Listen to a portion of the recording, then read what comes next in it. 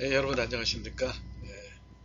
엑소더스 강의 시작하도록 그렇게 하겠습니다.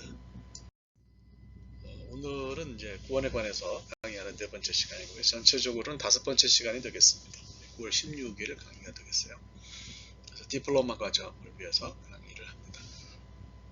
그 학교에서 아마 출석을 안 하시고 또 과제를 내시지 않는 분들에게 개인적으로 연락한 걸로 압니다. 그래서 뭐 저한테 이메일을 주시고 그런 분도 있으세요. 제가 뭐 형편은 다 있으실 테니까 그런 건 다 이해를 합니다. 다만 빠진 것에 대해서는 본인이 분명하게 이걸 해결해야 되겠다는 의지를 가지고 이전 과제를 내실 생각이 있으신 분은 연락을 하시고요.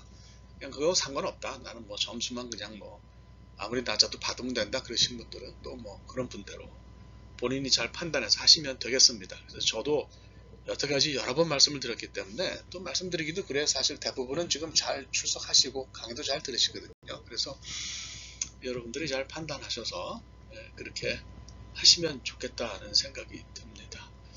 그래서 만약에 이전 과제를 내실 생각이 있으신 분들은 저한테 개인적으로 이메일을 하셔가지고 왜 과제를 못 냈다, 출석을 왜 못 냈는지를 명확하게 구체적으로 설명을 하시고요. 저를 설득하십시오. 그래서 제가 이해가 되면 그 사정과 형편이 이해가 되면 그러면 저한테 연락하신 분에게는 이전 과제를 내실 수 있도록 무들의 제출 기한을 그 주마다 그걸 제가 열 수가 있어요. 그래서 그거를 열어드리고요. 그게 없으면 또 그냥 저는 갑니다. 그러니까 학생들은 교수는 교수가 할 거를 정확하게 하면 될 것 같고요. 학생은 또 학생들의 본분을 다 하면 서로 그럴 때 이제 어려움이 없어요. 그러니까 여러분들이 그거를 잘 이해를 하시고 이렇게 해도 저렇게 해도 좋다. 또 혹은 우리 학생들 형편이 이러니까 무조건 학교나 선생은 이해를 해라. 그거는 그렇게 우리가 그 신학을 공부하는 사람으로서 가져야 될 자세는 아닌 것 같아요. 그러니까 저는 이런 거를 굉장히 불편하게 생각하는 사람입니다. 여러분들이 잘 이렇게 하시면 좋을 것 같아요. 부탁을 다시 한번 드리겠습니다. 자, 이제 모세가 출애굽을 하기 위해서 하나님의 명령을 받들고 그리고 애굽으로 돌아가다가 이제 작은 사건이 하나 생겼죠. 그래서 그걸 좀 먼저 이야기를 하려고 생각을 합니다. 이제 하나님께서 이를 맡기고 또 은혜를 받은 사람은 어떤 책임감을 가져야 되냐. 큰 일을 감당하기 위해서 화려한 임명장을 하나님에게서 받으면 조금 우쭐해지지 않을까요? 이럴 때에 이제 모든 것을 찬찬히 살피고 겸손하게 하나님 뜻을 살피고 또 우리 책임을 점검하는 사람이 사실은 신앙적으로 좋은 사람이죠.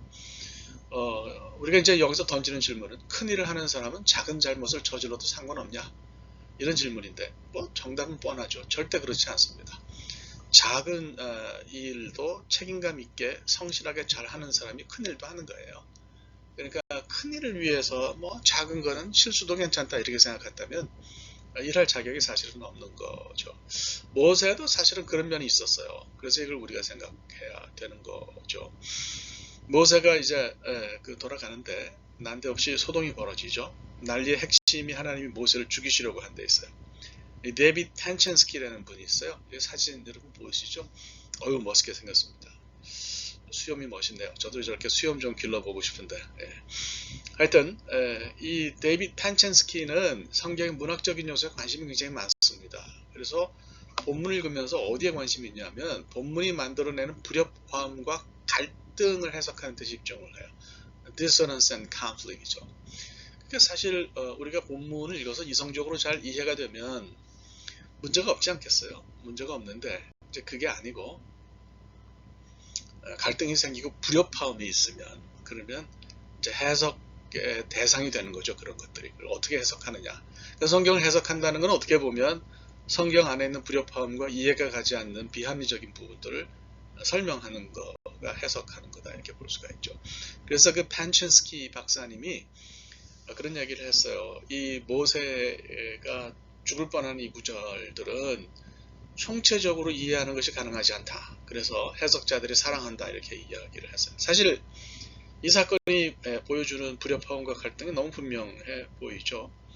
한 가지만 우리가 질문할 필요가 있어요. 애굽으로 가지 않겠다고 하는 그런 모세와 말씨름까지 해가면서 하나님이 설득하셨잖아요. 이기셨어요. 그래서 굉장히 힘들게 모세를 선택을 하셨는데 이제는 가는 숙소까지 찾아와서 그를 죽이려 하셨단 말이죠. 그러면 이거를 우리가 이제 어떻게 이해해야 되느냐, 이렇게 급격하게 갈등이나 불협화음이 드러나는데 이걸 이제 어떻게 이해해야 하느냐 하는 것이 문제가 되겠습니다. 하나님이 모세를 죽이시려 한 이유는 간단합니다. 아이들에게 할례를 행하지 않았기 때문이죠. 뭐 그냥 편하게 생각할 수도 있죠. 아니 뭐 그렇게 큰일을 맡겨놓고서 이게 대수냐, 작은 일 하나를 어쩌다 빼먹었다고 이렇게 심하게 하실 게 뭐가 있냐. 정말 그렇습니까? 큰일을 맡은 사람은 이렇게 작아 보이는 것쯤은 빼먹어도 됩니까? 그냥 대충 해도 됩니까? 하나님 앞에 잘못해도 됩니까? 그렇지가 않은 것 같아요. 중요한 일을 하면서 신경을 거기 쓰다 보니까 그럴 수도 있다고 생각한다 그러면 저는 그거는 아니라고 봐야 되죠. 대답도 역시 그렇지 않습니다. 하나님께서 숙소에서 모세 멱살을 잡으셨어요. 이것만으로도 굉장히 큰 울림이 됩니다. 우선 이제 우리가 생각하는 것은 첫째는 신앙에 있어서 무시해도 좋거나 빼먹어도 좋을 만큼 작은 일이라는 것은 없습니다. 그렇지 않겠어요? 두 번째로는 작아 보이는 것 하나라도 소홀히 하거나 게을리하지 않는 사람은 큰 일도 합니다. 책임감은 작은 일을 어떻게 하느냐를 통해서 드러나는 거고 거기서 분명히 잘하는 사람이 이제 큰 일도 잘하는 거죠. 더구나 할례라고 하는 것이 그렇게 작은 일도 아니에요. 창세기 17장을 보면 하나님과 아브라함 사이에 맺은 언약을 구원의 언약이죠. 이걸 상징하는 것이 할례였습니다. 왜 구원의 언약을 몸에 새겼냐? 그러니까 뭡니까? 이렇게 생각하면 되는 거죠. 언약을 맺으면 계약을 맺으면 컨트랙이죠 이게. 이 컨트랙을 맺으면 계약서가 있잖아요. 그런데 사람의 몸이 계약서가 되는 것이 할례다. 이렇게 생각하시면 아주 정확합니다. 할례가 이제 창세기에서만 강조된 게 아니고요. 출애굽기 12장 쭉 읽어보시면 특별히 43절에서 49절 읽어보시면 애굽을 벗어나서 가나안에 들어가는 이스라엘 사람들은 모두 다 할례를 받아야 했고요. 동시에 함께 출애굽한 타국인도 할례를 받아야 했습니다.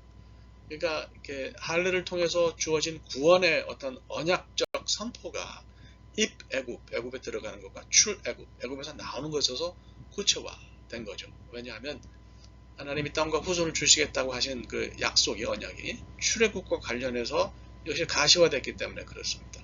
그러니까 모세가 이걸 굉장히 가볍게 생각한 게 문제인 거죠. 할례는 사실 출애굽보다 큰 개념이에요.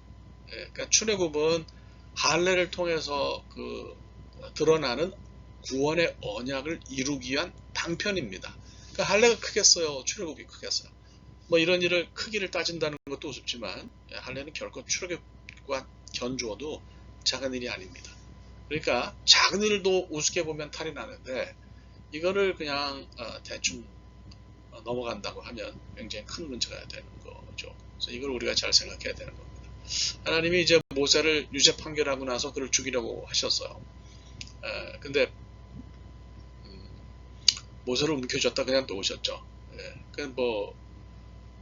쥐었다는 말은 없어도 놓아줬다는 말이 있으니까 그렇게 알아들으면 되는 거죠. 안심이 가는 부분은 이제 죽이려 하셨다고 하는 그런 부분인데요. 프레타임 같은 학자는 이런 표현이 좀 하나님 행동을 부드럽게 만드는 효과가 있어도 모세가 유죄였다고 이야기합니다. 하나님이 실제로 죽인 것이 아니고 경고만 하셨다고 해서 모세의 죄가 가벼운 것이 아니다.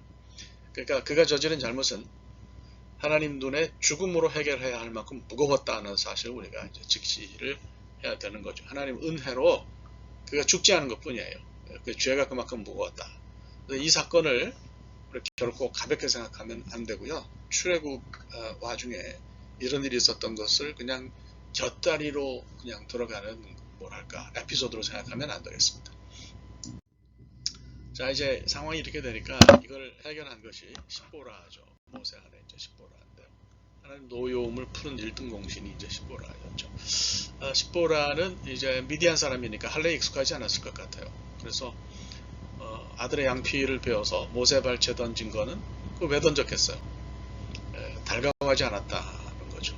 그 아들의 생식기에 피부를 잘라내는 것도 미디안 출신 어머니에게 아주 끔찍했죠. 그러니까 이게 막 잘라내자마자 그걸 피부를 던지는 모습도 뭐 이게 안 봐도 비디오인 거죠. 거기다가 이제 십보라가 한 말을 보면 우리가 더 이해가 쉬워요. 당신은 내게 하텐 담민입니다. 하텐이라는 말은 뭐 남편이라는 뜻인데 담민은 블러드죠, 피죠. 그러니까 우리말로 번역하면 당신은 내게 피남편이다 이렇게 이야기를 한 건데 이게 뭐 너무 의미심장하게 따질 건 없고요. 편안하게 당신은 내게 꼭 이런 피를 보게 하는 남편이야 정도로 이해하면 될 거고요. 긍정적인 표현은 아닙니다.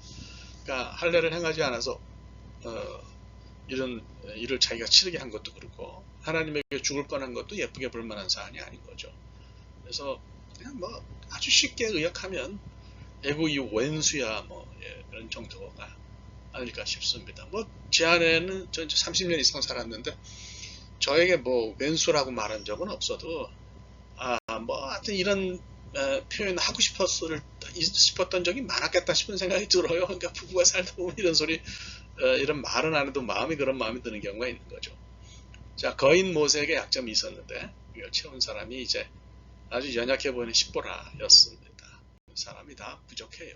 그래서 우리의 부족함이 또 다른 사람에 의해서 채움을 받으면 그걸 해소가 되고 그러면 참 좋다 이런 생각이 듭니다. 자, 좀 정리를 하면 사람이니까 큰일을 맡았다고 의심하고 뭐 잘난 척할 수는 있지만 내가 큰 사람이고 큰일까지 맡았으니까 작은 건 빼먹어도 좋다 이렇게 생각하는 건 정말 아닌 거죠. 그러니까 하나님에게 우리가 큰 것을 드린다고 약속을 했다 그래서 작은 거 드리는 거를 잊어도 되는 거죠. 드린 것처럼 출애굽보다 큰 일이면 큰 일이지 작은 일도 아닌데 중요하다는 것을 다시 한번 말씀을 드립니다. 자, 뭐 설득 과정에서 한 가지 이제 좀 얘기할 게 있어요. 모세가 하나님 앞에 그러죠. 이 이스라엘 자손도 내 말을 안 들어서 40년 전에 내가 미디안으로 쫓겨왔는데 하나님 날 보고 지금 애굽으로 가서 바로에게 이런 얘기를 하라 그러십니까? 어떻게 바로가 그걸 듣겠습니까? 나는 입이 둔한 자입니다. 이렇게 이야기를 합니다. 그렇죠? 뭐 하여튼 모세는 굉장한 사람이었다는 생각이 들어요. 모세는 아주 뭐 사실 이런 사람이 역사에 없죠. 유대교에서도 모세를 굉장히 높은 사람으로 평가를 하고요. 뭐 어떤 그렇습니다. 그래서 분야자를 합치면 출애굽한 인원이 200만 명이 넘었을 텐데 그런 사람들 건지겠다고 달랑 혼자 당시 슈퍼파워인 애굽의 바로에게 대든 사람이 이제 그 사람이 모세였어요. 대단했죠. 그래서 이런 모습, 대단한 거인의 모습이 출애굽기에 잘 기록이 되어 있고 또 유대주의 안에서도 출애굽기를 해석한 미드라시, 우리가 주석을 미드라시라 그러죠. 미드라시가 있는데 책이 이제 두 개가 있는데 우선 소개할 게 머힐타트 라비 이슈마엘, 줄여서 MRI라고 그러는데요. 라비 이스마엘이라는 사람이 쓴 머힐타라고 하는 거는 원칙, 평가 그런 뜻이에요. 그러니까 출애굽기 가운데 율법 부분을 해설한 책이 머힐타드 라비 이슈마엘입니다. MRI이죠. 굉장히 아주 중요한 책인데 여기 이 책을 보면 모세가 이스라엘 왕 또는 목자로 숭앙받아야 아주 뭐 위치도 절대적이고 타인이 범접할 수 없는 어떤 그런 권위를 지는 것을 볼 수가 있죠. 근데 이게 모세가 그렇게 위대한 모습만 여기 가지고 있냐? 사실 보면 이제 그렇지 않은 구석이 있는 거죠. 왜냐하면 모세가 하나님하고 이야기하다가 입이 둔하다고 원래 출애굽기 4장 10절에서도 입이 뻣뻣하고 혀가 둔하다고 이제 그렇게 이야기를 하잖아요. 그래서 이런 것이 굉장히 좀 어떻게 이해를 해야 될지 헷갈리죠. 그러니까 머힐타트 라비 이슈마엘에 의하면 모세는 위대한 사람인데 조금 약간 인간적인 면을 강조해서 쓴 책이 그게 이제 쉐모트 라바라고 해서 또 다른 출애굽기 뭡니까 그 미드라시가 있어요. 쉐머트 라바는 조금 내용이 부드럽습니다. 조금 부드럽고요. 이거는 말씀드리자면 굉장히 그 인간적인 모습을 드러낸 그런 그 주석이다 이렇게 말씀을 드릴 수가 있어요. 그래서 뭐 힐타가 율법 해석서인 반면에 이 책은 쉐머트 라바는 하카다 미드라시, 그러니까 율법이 아닌 부분을 다룬 해설서예요. 그러니까 굉장히 좀 얘기가 부드럽고 넓고요. 그래요. 그래서 위대한 사람이지만 뭐 죽을 수밖에 없는 한계를 지닌 인간으로 책에 나타나고, 또 토라를 받았기 때문에 이스라엘을 가르쳤을 뿐이고 그냥 소박한 인간으로서의 모습이 나타나는 거죠. 그래서 오히려 부족한 모습도 있다는 얘기를 해요. 그럼 우리가 여기서 이제 한 가지 이제 질문을 던지는 거죠. 모세가 이렇게 입이 둔하다 그랬는데 그게 왜 그랬을까 하는 거예요. 그러니까 이제 일반적으로 많이들 해석하시는 것이 모세가 아주 뺀질거리는 성격이었기 때문에 하나님과 말싸움을 하고 뭐 그렇게 하다가 말을 잘하면서도, 그렇죠? 말을 잘하면서도 말 못한다고 이렇게 핑계를 대고 그렇다라고 이제 이야기를 할 수가 있는 거죠. 그죠? 예. 근데 이게 정말 그런지에 대해서는 우리가 좀 생각을 좀 깊이 해봐야 되는 거예요. 이게 혀가 둔하다라고 하는 그런 부분을 우리가 어떻게 이해해야 되냐면 히브리말로 카베드인데요. 무겁다는 뜻이에요. 그러니까 이런 표현을 스스로 나는 내 입술이 왜 무거운지 모르겠습니다. 이거 이제 히브리말로 제가 가끔 이야기하거나 그래도 여러분들 신경 쓰실 건 없어요. 그걸 여러분들이 알아두시고 뭐 적으시고 그러실 필요는 없어요. 제가 여기 안 적은 것도 이유가 있는 거죠. 그죠? 그가 이제 그 하나님에게 입이 뻣뻣하고 혀가 둔하다. 키크베드 페 우크베드 라소나노히, 나의 그 입이 뻣뻣하거나 둔하다고 그렇게 말하거든. 실제로는 뭔가 이건 성격의 문제가 아니고 기능적으로 그의 입에 뭔가 문제가 있었다라고 볼 수 있기 때문에 그렇다는 거예요. 그렇게 보는 거죠. 그래서 모세는 오히려 진짜 잘났는데 가기 싫어서 뺀질거려서 그런 게 아니고 자기 자신은 부족하고 모자란 모습 때문에 고민한 사람이 아니냐 이렇게 보는 거죠. 그래서 쉐머트 라바를 보면 모세가 어린 시절에 불에 입술을 대어서 화상을 입은 나머지 말을 버벅거리게 되었다고 그렇게 이야기를 합니다.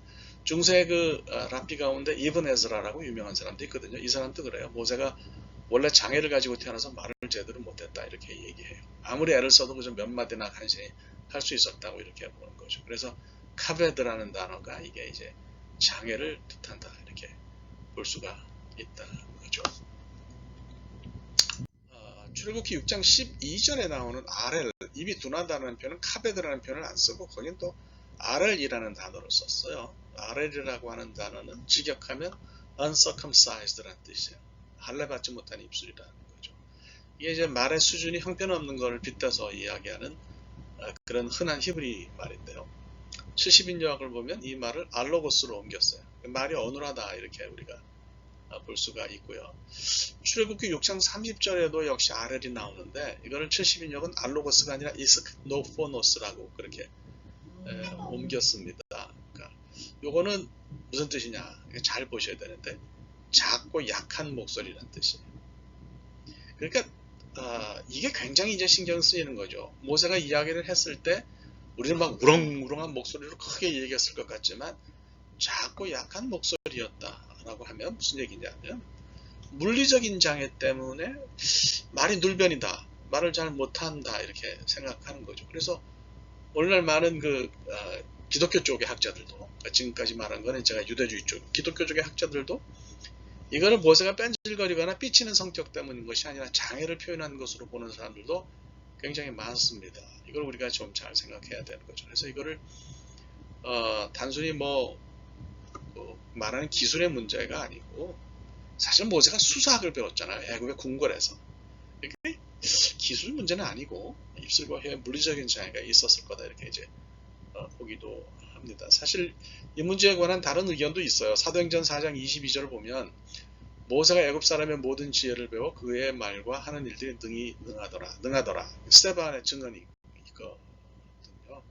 그러니까 모세가 비록 말을 잘하지만 자신을 낮춰서 이렇게 표현했다. 전통적인 입장을 가진 해석이에요. 그러니까 저는 뭐 그렇게 해석한다고 해서 그게 틀렸다 절대 그렇게 생각하지 않아요. 단지 여러분들에게 조금 지금까지 들어보지 못하셨던 그런 해석을 한번 소개하는 것에 의미가 있다 이렇게 생각합니다. 또 스테반의 설교를 전체적인 결과에 대한 해석으로 보거나 한때 말을 잘했다는 견해로 봐도 되거든요. 네, 그러니까 오늘날 이제 여러 사람들이 모세에게 구조적인 언어 장애가 있었다 이렇게 보고요. 그게 고민이었다 이렇게 이제 볼 수가 있는 거죠. 생각해 보면 만약에 이렇게 우리가 해석을 한다 그러면 모세가 우리의 영웅인데 참 외롭고 고민스러웠겠다 싶은 생각이 들어요. 그러니까 하나님이 그를 처음 부르셨을 때 그걸 고세한 이유도 이해가 가는 거죠. 정말 자기 자신이 말을 잘 못하고 말하는 데 장애가 있으니까 이게 그렇게 이야기하지 않았겠나 이런 생각을 우리가 얼마든지 할 수가 있게 되는 거죠. 또 애굽에 가서 바로에게 하나님 명령을 전할 때도 언어 장애 때문에 일이 꼬이거나 뭐 그럴 가능성, 또 실제로 바로에게 이야기하니까 바로의 반응이 아주 우스웠거든요. 우습게 봤거든요, 모세를. 그러니까 그것 때문에 일이 꼬인 건 아닌가 하고 마음이 아팠을 수도 있었겠다. 저는 그런 생각이 들어요.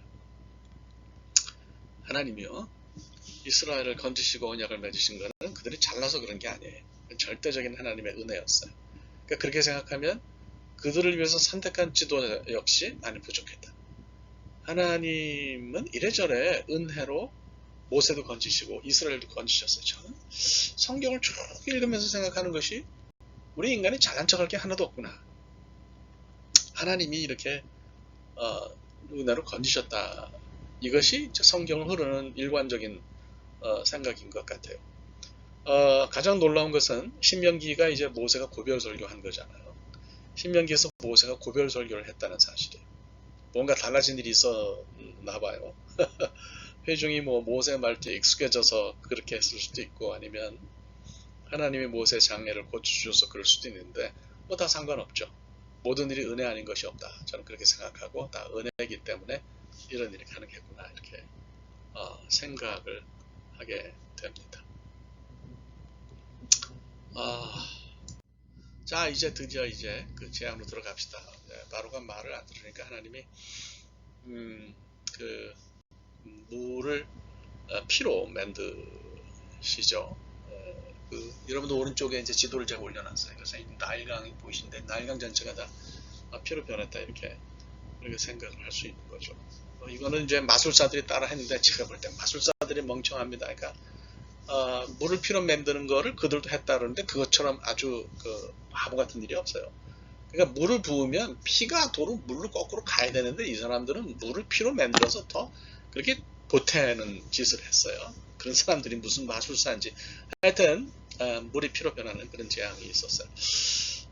그 역대 바로에게 가장 중요한 것은 치수였어요. 나일강의 적절한 높이를 잘 이렇게 하도록 잘 치수를 해서 그 델타에서 농작물이 잘 자라야 훌륭한 그런 바로로 칭송을 받았어요. 그래서 바로는 아침에 일찍 일어나면 나일강으로 이렇게 나가보는 것이 이제 그것이 그의 어떤 일이었습니다. 그리고 모든 재래도 거기서 행했고 빵 같은 것도 강물에 던지기도 하고 뭐 또 가뭄이 들면 제가 여기서 지금 좀 말씀드리기는 뭐한데 하여튼 굉장히 자기를 희생하는 그런 또 재래도 했어요. 하여간 아침에 일찍 일어나서 나일강으로 나갔는데 강이 노하지 않도록 이제 잘 관리하기 위해서 그런 거죠. 뭐 종교의식도 치르고 수면 높이도 재고 뭐 이제 그렇게 해요. 그러니까 출애굽기 앞부분에서 바로의 딸이 모세를 만난 날에 나일강가로 내려간 것을 보면 왕족이 강을 모시고 살았다. 뭐 그렇게 생각하면 되겠어요. 여러분 일찍 일어나세요? 일찍 일어나는 건 굉장히 좋은 습관이죠. 요즘은 미국도 이제 미국에 있는 한인 교회들도 새벽 기도를 많이 해요. 그건 이제 길선주 목사님 시작하셨다 그러는데 뭐 새벽 기도는 어려운 것이지만 또 우리 기도하는 건 좋죠. 어쨌거나 자 일찍 일어나는 게 좋은 일이긴 한데 일찍 일어난다고 해서 모든 일이 좋은 건 아니라는 생각이 들어요. 이 출애굽기를 읽으면서 아침에 일찍 일어나는 새가 벌레를 많이 잡기는 하죠. 그죠? 새 입장에서는 그런데요. 벌레 입장에서는 아주 달라요. 아침 일찍 일어나는 벌레는 그만큼 새에게 잡혀서 먹힐 가능성이 높은 거죠. 아낌없이 주는 나무라는 소설, 아이들 소설인데 어른 소설이죠. The Giving Tree 이거 읽어보셨어요? 이걸 쓴 분이 쉘 실버스테인인데요. 이분이 재밌는 말을 했어요. 우리가 웃음이 나오죠. 당신이 새라면 아침에 일찍 일어나야 한다. 그래야 벌레를 많이 잡아먹을 테니까. 당신이 새라면 아침에 일찍 일어나라. 하지만 만일 당신이 벌레라면 아주 늦게 일어나야 할 거다. 저는 이른 아침에 일어난 바로와 모세가 만난 것을 보면서 바로가 과연 둘 중에 뭐였나 좀 생각이 들었어요. 새였나 벌레였나. 예. 일찍 일어났어도 바로는 새는 아니었던 것 같아요.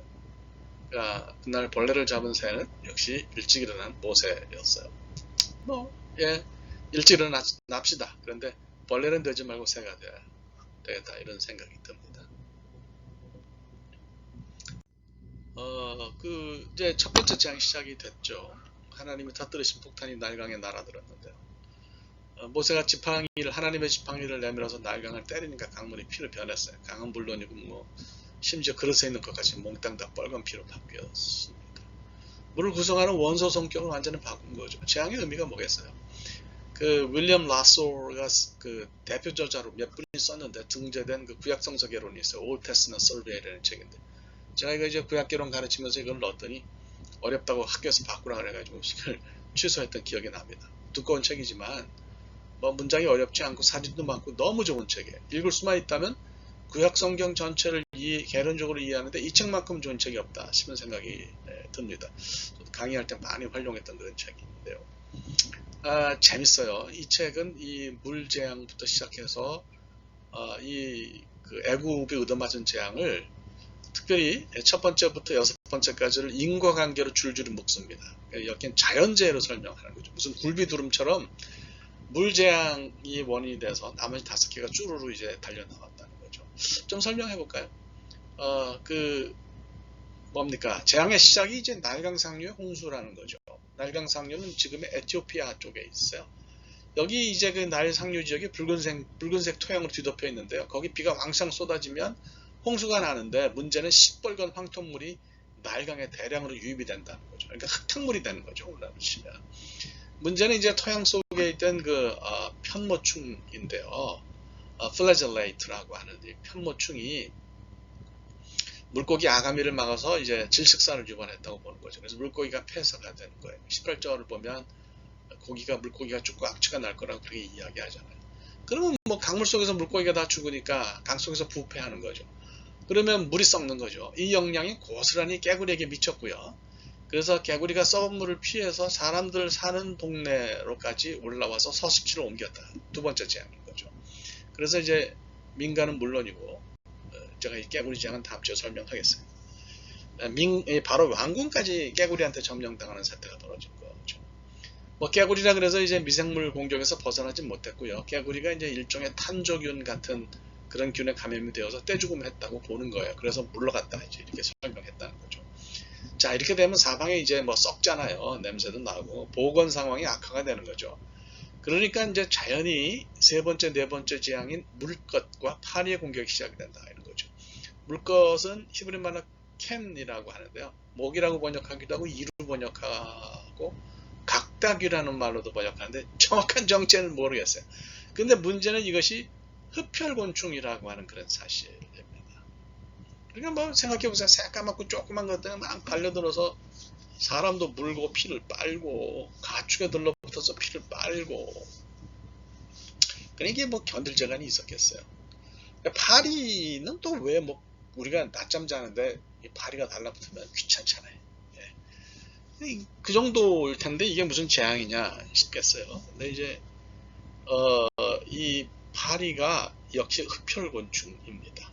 파리 중에는 피를 빨아먹는 파리도 있는데 여기 이 파리가 이제 그런 거라고 보는 거죠. 그래서 이걸 파리라고 굳이 안 불러도 괜찮은데 뭐가 됐든지 물것이나 파리는 여기서 피를 빨아먹는 그런 흡혈곤충이었다 이렇게 볼 수가 있어요. 이제 이런 것들이 다 물둔저 설명하겠는데 이런 것들이 다 깨구리도 애굽이 섬기던 신이었고요. 그 다음에 캔이나 파리도 다 애굽인이 섬기는 그런 신이었어요. 그러니까 이 사람들은 애굽 사람들이 섬기는 그런 이 사람들이 아니라 이 신들은 애굽 사람들이 섬기는 신이었어요. 그들의 신이었잖아요. 그럼 신이면 그들을 보호해야죠. 신이면 그들을 도와줘야죠. 공격이 있을 때 그들로 하여금 그것을 극복하도록 해줘야 되는데 역설적으로 그들의 신이 하나님 명령대로 움직여서 오히려 애굽을 공격하는 무기가 됐어요. 그래서 이게 얼마나 웃기는지 모르겠습니다. 자, 하여튼 다섯 번째, 여섯 번째 재앙도 설명이 가능하다고 라소르가 얘기하죠.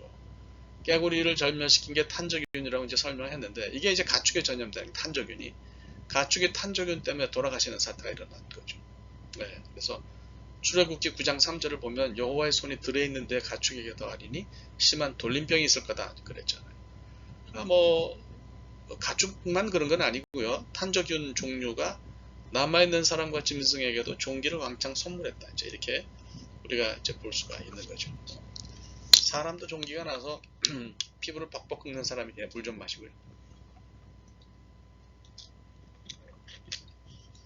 동네 가득했으니까 상황이 얼마나 안 좋았겠어요. 약도 없었을 텐데.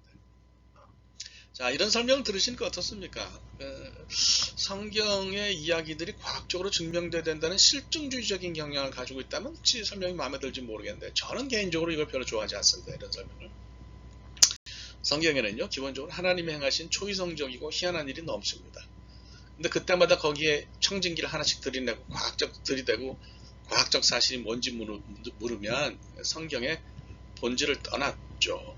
저는 그냥 이걸 날 것 그대로 raw material 그대로 기적이라고 믿으면 된다고 생각합니다. 뭐 문제가 있겠어요. 과학적으로 모든 걸 증명해야 믿을 만하다는 거는 그거는 제가 볼 때는 말이 안 되는 얘기예요. 성경이 과학체가 아니거든요. 그래서 그냥 실제로 이런 역사가 초자연적으로 있었다라고 믿으면 되는 거죠. 그게 무슨 문제가 되겠어요. 이게 굳이 자연재해가 되어서 우리의 이성으로 이해가 가야 된다. 저는 뭐 성경을 그렇게는 읽지 않습니다. 네. 그래서 저와 또 생각을 같이 하는 분들은 본문 읽으면서 별로 고민이 없습니다. 그냥 애굽이 평생 다시는 보지 못할 만큼 엄청난 양의 피를 질리도록 구경했다. 뭐 이렇게 믿으면 되는 거죠. 하나님이 날강물을 온통 피로 만드셨다면 진짜 그런 거라고 생각합니다. 그래서 뭐 과학적인 시각으로만 봐야 그 뭐가 과학인지 모르겠어요. 과학도 다 가설인데요. 이성적이지 않은 해석은 그거는 아니다라고 한다면 그 신학적으로 얘기하면 볼트만이 얘기했듯이 비신화적인 어떤 해석 경향이에요. 역사 비평학적인 어떤 성경 해석하고 다 해서 저는 그거 싫거든요. 그거 옳지 않다고 생각해요. 성경의 초월성이 사라지기 때문에 그렇습니다. 그래서 이걸 우리가 좀 잘 이해하고 생각을 해야 될 필요가 있다 이렇게 보죠. 어쨌든 그 물이 굉장히 중요해요. 날강이 애굽에게 생명을 주는 존재였어요. 그러니까 애굽 사람들이 날강을 신으로 섬긴 거죠. 그러니까 이게 하나님의 핵심을 짚으신 거예요. 물을 치신 것이 곧 물신을 치신 것이고 그것이 애굽 사람들을 붙잡고 있는 존재를 치신 거다 이렇게 우리가 볼 수가 있는 거죠. 물이라고 하는 것은 뭡니까 그 개인이 소유할 수 있는 그런 사유재가 아니잖아요. 공공재잖아요. 이걸 누군가 사유화할 수가 없어요. 삶의 중심에 물이 있고요. 우리 인간도 물이 없으면 죽을 수밖에 없어요. 그래서 하나님이 우리 창세기 읽어보면 지구를 사람의 집으로 만드실 때 물을 계획에 넣으셨어요. 그죠? 그래서 궁창 위의 물과 아래 물로 나눠서 지구에 물을 심으셨다는 얘기가 있잖아요. 물이 그만큼 중요한 거예요. 태양계 안에서 유일하게 물을 품어서 바다를 가슴에 안았기 때문에 여기 지구에 생명이 있어요. 네, 그렇지 않습니까? 그러니까 하나님이 이렇게 중요한 물을 치셨으니까 이유가 있는 거죠. 물은 중요한데요. 물이 신인 건 아니죠. 그걸 창조하신 분이 더 위에 존재하는 거죠. 그래서 물이 삶의 핵심이 아니라 사실은 물을 만드신 하나님이 삶의 핵심입니다. 애굽 사람도 이제 물을 중시했어요. 날강 치수가 그만큼 중요했다는 건 다 그렇게 그런 걸 보여주는데요. 그러니까 결국 뭐냐면 애굽 사람들의 삶 역시 하나님의 손 아래에 있다는 아주 확실한 경고죠. 그러니까 이게 창조신학인 거예요. 하나님이 세상 다스리시는 분이라는 거죠. 나일의 신이 세상을 다스리는 신이라고 믿는 애굽 사람이 나일을 꼼짝 못하게 하는 진짜 신이 있다는 사실을 알게 된 거다 이렇게 볼 수가 있습니다. 나훔 사르나라고 이제 그 유대인 구약학자가 있는데요. 굉장히 이분도 재밌어요. 출애굽기도 쓰고 레위기도 쓰고 뭐 아주 정말 깊이 있는 책을 많이 썼는데 이분이 이제 애굽의 신으로 하피를 얘기를 했어요. 오른쪽에 이 그림 오른쪽에 보이는 이 신이 하피입니다. 나일강의 신이에요. 오시리스도 뭐 나일강 신인데 하피가 아주 대표적인 그런 신인 거죠. 그래서 강물이 피로 변했다고 하는 것은 두 신이 특별히 하피의 힘이 완전히 망가졌다는 것을 의미합니다.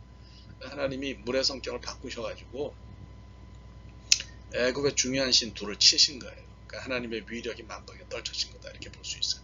이게 강물이 피로 변한 사건의 어떤 핵심이다 이렇게 볼 수가 있는 거죠. 바로가 변했어요? 안 변했어요. 그러니까 물을 다스리시는 하나님을 알아보고 경배하고 이스라엘 나라 밖으로 내보냈냐? 그렇지가 않습니다. 하나님께 굴복하지 않았어요. 애굽 사람들이 막 아우성을 쳤지만 꿈쩍도 안 했어요. 마술사가 따라했기 때문에. 그때 말씀드렸어요. 마술사는 멍청했다고 말이죠. 하나님이 우리의 핵심을 짚으셔도 인간이 말을 안 듣는 경우가 있어요. 바로는 이제 전부 다 해서 10개나 폭탄이 터지니까 나중에 이제 맞은 못해서 굴복한 거죠. 제가 얘기했나요? 하나님의 불변하시는 성품을 사람들이 닮아서 사람들이 잘 변하지를 않아요. 예, 참 웃기는 얘기죠. 그죠? 그래서 아담과 하와가 타락한 이후에 인간을 지배하는 생각이 반하나님적인지 모르겠어요. 하여튼 뭐 우리가 잘 생각을 해야 되는 거죠. 물은 굉장히 중요해요. 물은 중요한데 물과 같은 것이 우리 삶에도 있죠. 중요한 것이 있는데 그러면 우리 삶에서 중요한 거는 그건 무조건 선한 거냐, 그건 무조건 안전해야 되냐, 하나님 그건 무조건 지키시냐, 그가 아니라는 거예요. 그렇게 중요한 것을 하나님이 치실 수도 있어요. 그걸 잘 생각해야 되는 거죠. 마음이 편하지 않은 거죠. 그래서 저는 이제 나일강에 얻어맞은 사건을 보면서 우리가 물처럼 소중하게 여기는 걸 하나님이 치실 수도 있다는 사실이 좀 그렇습니다. 그러니까 지금까지 살면서 내가 그렇게 소중하게 여기고 보존해 온 것들이 갑자기 하나님 공격 대상으로 돌변한다. 아유 참 그렇죠, 그죠? 우리가 신앙적으로 중요하게 생각하는 게 있어요. 나의 일, 직업, 신앙, 출석하는 교회, 직분, 기도, 헌신. 이거 다 좋은 것들인데 이런 것들이 때론 나일강이 될 수 있다. 그러면 어떻겠습니까? 내가 지금 중요시하는 일을 하나님이 쓸모없는 피로 만들어 버리신다면 인생이 어떻게 될까? 뭐 우리가 말로는 이제 하나님 삶에서 가장 중요하다고 그러면서 사는데 그분이 없으면 못 산다 뭐 이렇게 고백도 하는데 나일강 이야기를 깊이 읽으면서 실제로도 in real situation 정말로도 하나님을 그렇게 생각하는지 의문이 찾아왔어요. 내 삶에 내가 생각하는 게 더 중요하고 하나님 장식품인 경우가 좀 있는 것 같아요. 그래서 오늘 이제 이 첫 번째 재앙, 물재앙을 우리가 다 함께 보면서 솔직하게 우리의 생각의 내면을 좀 들여다보고 하나님께 물어야 될 것 같아요. 삶에서 물이 정말 소중하냐? 그러면 그걸 다스리시는 분이 하나님인 것을 우리가 처절하게 확신해야 되지 않겠냐? 이런 생각이 듭니다. 오늘 이제 강의를 여기서 오늘 강의는 마치겠는데요. 잘 생각해야 될 것이 이제 구원에 관해서는 전부 6번 하고 이제 강의가 끝나요. 9월 30일에는 수업이 없습니다. 그래서 다음 주 수업하고 한 주 쉬고 그때는 여러분들이 첫 번째 교재 뭡니까 주교재 리딩 하신 거 내셔야 돼요. 보고서. 그리고 나서 이제 한 번 더 구원에 대해서 이야기를 하겠는데요. 다음 시간에 나머지 재앙 가운데서 중요한 핵심을 좀 나눠서 다루겠고요. 그 다음에 이제 마지막 구원 강의에서는 이제 홍해 이야기를 비롯해서 이스라엘 백성들이 광야로 나갈 때 어떻게 해서 나간지 그걸 좀 이야기하려고 그렇게 생각합니다. 여러분들이 그렇게 생각하시면 강의를 들으시는데 굉장히 어려움이 없겠다 그런 생각이 들고요. 다시 한번 부탁드립니다. 여러분들에게 뭐 이 강의가 제일 우선은 아니겠죠. 바쁘시고 하시는 일도 있고 다른 강의들도 있으실 텐데 이 강의를 제가 이런 식으로 한두 번 한 것도 아니고 그러니까 그저 여러분들의 입장을 잘 알아요. 도와드리려고 하는데 여러분도 저를 도와주셔야 제가 점수를 드리는데 어려움이 없어요. 그러니까 그걸 좀 잘 생각하시고 제발 좀 이런 일로 우리 실갱이 하지 맙시다. 학교에도 이런 거로 제가 설명하고 뭐 이 학생은 이러기 때문에 좀 안 냈거나 뭐 결석이 있어도 제가 점수를 줬습니다. 이런 얘기 정말 하기 싫거든요. 예. 그래서 여러분 제 실제 얼굴 뭐 아시는 분도 있을 텐데 제가 그런 얘기 하게 생기질 않았어요. 교만하게 생겼거든요. 그러니까 여러분들이 불쌍한 저를 좀 잘 도와주시기 바랍니다. 예, 고맙습니다. 감사합니다.